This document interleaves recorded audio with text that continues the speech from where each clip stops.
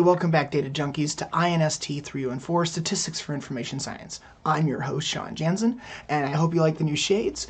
I'm not trying to do anything particularly cool here, although I am pretty awesome.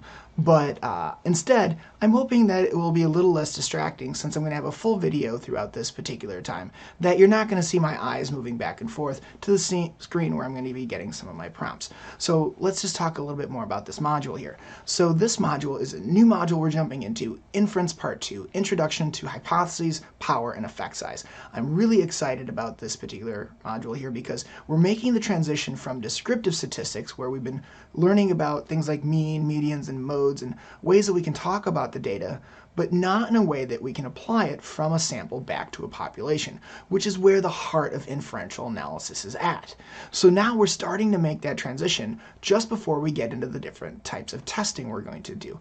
So in this first video, we're looking at developing hypotheses, those first baby steps into this area of inferential analysis here. And we're going to be revisiting the 3 questions of statistics and learning the difference between the null and alternative hypotheses. So let's go ahead and get started. The 3 questions of statistics ask: 1. How big is it? 2. What difference does it make? And 3. Are we sure it's just not dumb luck? Keeping in mind, how big is it is talking about when we go out and get these analyses, we're going to be taking things like descriptive statistics on the sample and comparing it with different tests and saying, the data that I'm observing, the evidence that I'm producing, how large are the effects that I'm finding? The second one is asking us, what difference does it make? This is the so what answer. It's a little more qualitative, although it certainly has its roots in the quantitative processes here. But it's really just saying, who's going to care? Or when is our result going to be big enough that we begin to care? Is this going to be something that makes the front page of the New York Times or the Washington Post? Is it going to become trending on Twitter?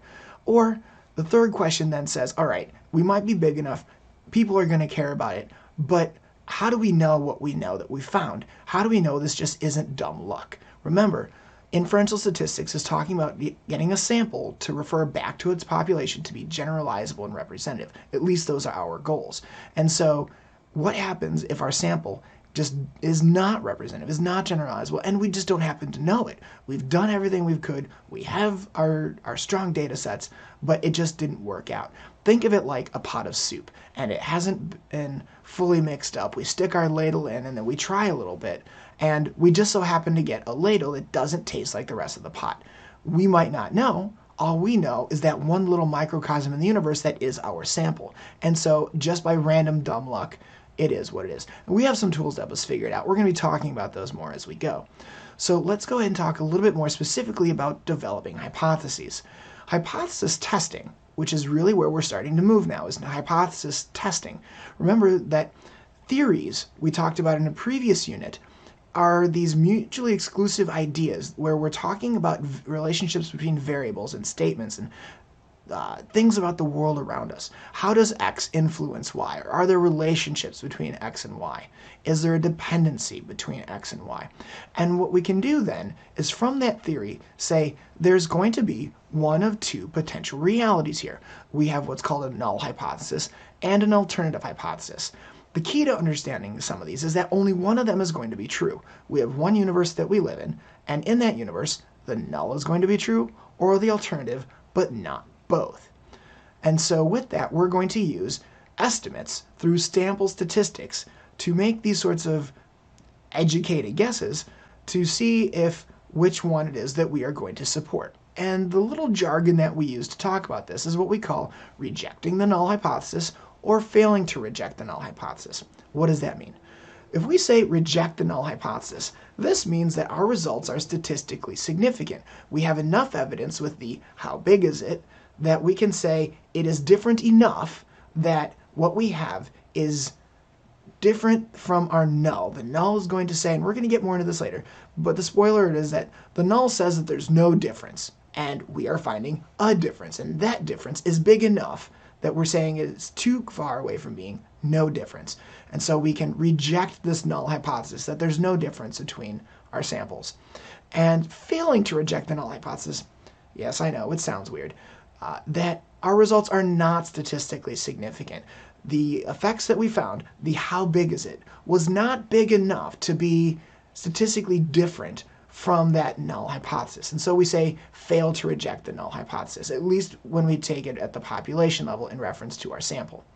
So what we're looking at then, I kept saying back to the how big is it? This is what we call the hypothesis testing effect. The difference, the population effect, between the population's value and the null hypothesis. What is it that we are expecting to find? So an example of this might be a mean difference between manufacturing outcomes of a treatment group and a control group. We've got something going on here. A treatment group experiences something that we're looking at, maybe it's an improvement in the manufacturing process, and we are going to measure that difference. That's the effect that we're seeing. How big the actual effect is unknown. That's a population level parameter. But what we're using is the sample and its statistics to get to those estimates, and hypothesis testing is our analytical tool to help us figure out, does this effect exist? And if so, can we estimate its size in reference back to the population and the effect that we're trying to understand? Now, going back to this null and alternative hypothesis, I already said that it's mutually exclusive about a population characteristic. What does mutually exclusive mean? That means it only exists in one of these two buckets. It is true or it is not true, depending if you're referencing as the null or the alternative hypothesis. And we already said that we're looking for an effect. We could also talk about this in terms of viability of a new vaccine, process improvements in manufacturing, public opinion of a new ad campaign. So think of the null as a barrier to your analysis.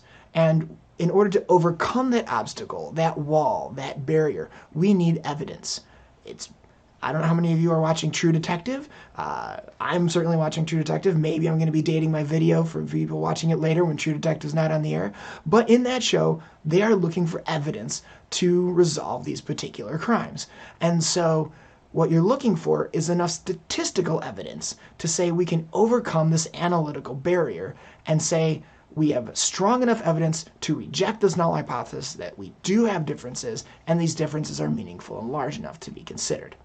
So then let's go ahead and talk a little bit deeper about the null and the alternative hypothesis in terms of the language that we use.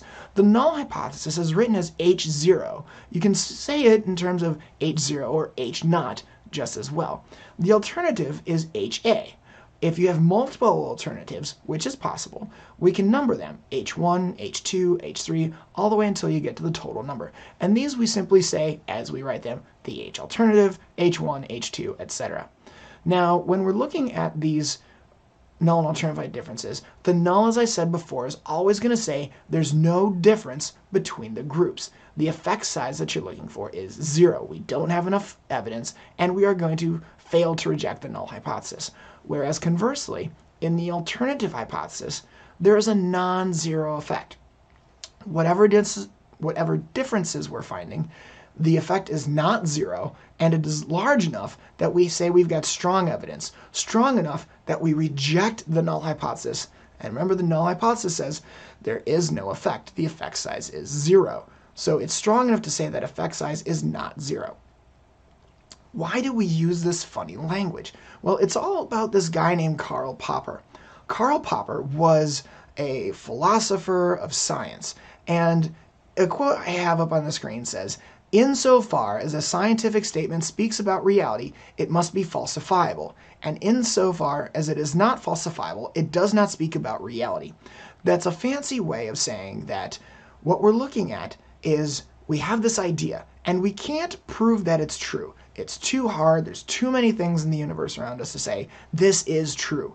But what we can do is say, is it false? And we can keep coming at it from this way, that way, and we keep chopping and swinging at it a little bit to say, is it false? No, it's not false. Okay, this way, is it false? No, it's not false. And we keep trying to say, is it false? And eventually, if we can say it's false, then it's falsifiable. Or we can then, after enough attempts to say, this must possibly be true, or hopefully we can think that it is true, because we haven't been able to find it to be false in these different ways. And that's why we use this funny language to say that we reject the null or we fail to reject the null, because we're talking about these terms of falsehoods. Now remember, we never prove the alternative to be right. We're only implying it. That's the key idea behind here. We don't say the alternative is right. We simply say that the null is not right. And so what is going to make a good hypothesis? First of all, it has to be declarative. We're not writing questions. Make statements.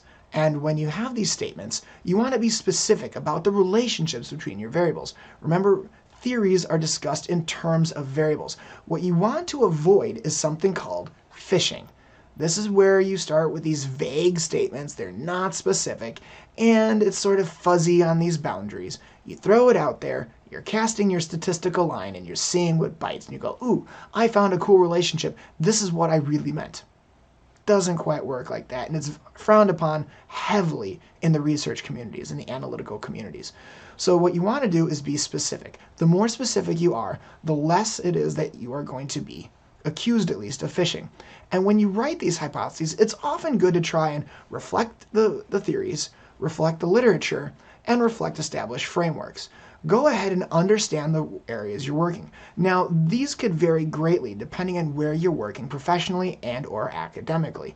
If you're in a particular industry or at a think tank or government or nonprofits, wherever it is you happen to end up. Also, it depends on disciplinary-wise. You're all in the information science school now, but you may end up going to business, you may go to policy, you may go to transportation, who knows. But each of these different communities are going to have their own norms and practices and their theories and frameworks that come with them. And all of them will help you write out the different hypotheses as you understand their environments.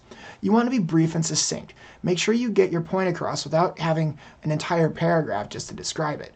And it has to be testable. Remember what we're talking about with Karl Popper, and it has to be falsifiable. If you can't test it to see if it's true or false, then it's not going to be a good statement to begin with. And once you have a good hypothesis, then we have to say, what are the steps in the hypothesis testing? We state the null and the alternative. What is it we believe to be the null that has no effect and the alternative that has some effect? We go ahead and calculate a likelihood that this is going to be true, and we're going to talk more about this in the next video. Once you have the likelihood of the null hypothesis being true, remember we're always saying from the starting point that the null is true and we're testing to see if it's false or not. So then we say, what's the chance that it is false? We're setting ourselves that understanding for strong enough evidence. When can I reject the null hypothesis? And then once you've done that, you go ahead and do your analysis and then try to say, what is it that I need to fail to reject the null hypothesis? And that's where you're setting yourself up to move into the next video. I'll see you then.